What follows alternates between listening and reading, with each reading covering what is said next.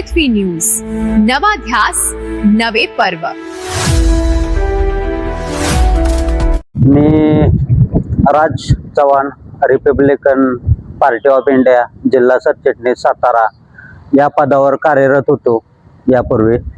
तसेच आता माननीय राष्ट्रीय अध्यक्ष रिपब्लिकन पार्टीचे दीपक भाऊ निकाळजे, तसेच महाराष्ट्राचे संघटक माननीय जोगदंड साहेब, तसेच महाराष्ट्र अध्यक्ष बाळासाहेब पवार आणि महाराष्ट्राचे महासचिव आदरणीय आमचे मुलुक मैदानी तोफ दादासाहेब ओवाळ यांच्या अध्यक्षतेखाली त्यांनी माझ्यावर जो अविरत विश्वास दाखवला त्याबद्दल मी इथून पुढील ज्या सामाजिक आणि राजकीय ज्या गोष्टी आहेत त्याच्यात भर देऊन आपल्याला जनतेला योग्य कसा न्याय देण्यात येईल याच्यावर भर देणार आहे।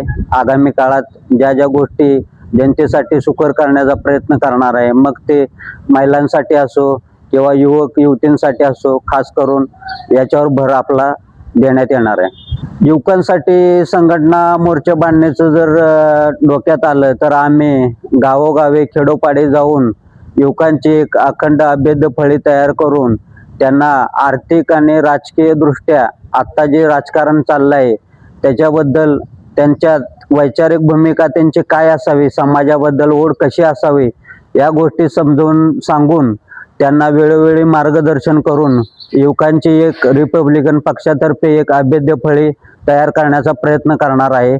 आणि गावखेड्यात आपले संख्याबळ तसेच आमच्या रिपब्लिकन पार्टी कशी जोमात कार्य करेल आणि करणार आहे याच्याबद्दल त्यांना व्यवस्थित सुकर माहिती देण्यात येणार आहे।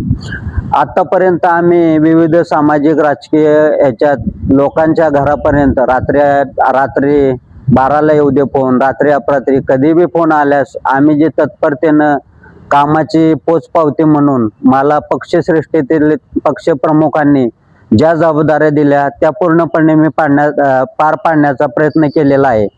तरी आगामी काळात मी अशीच माझी भूमिका राहणार आहे। खास करून मला महिलांसाठी, युवकांसाठी ज्या गोष्टीवर, चांगल्या गोष्टीवर भर देण्यात येणार आहे त्याबद्दल मी अखेरपर्यंत माझ्या श्वासात श्वास आहे तोपर्यंत निळ्या झेंडाखाली काम करून आमचा निळा झेंडा कसा उल्लेखनीय कामगिरी करेल, पक्ष रिपब्लिकन पार्टी कशी आमची वाढेल याबद्दल माझा भर राहणार आहे।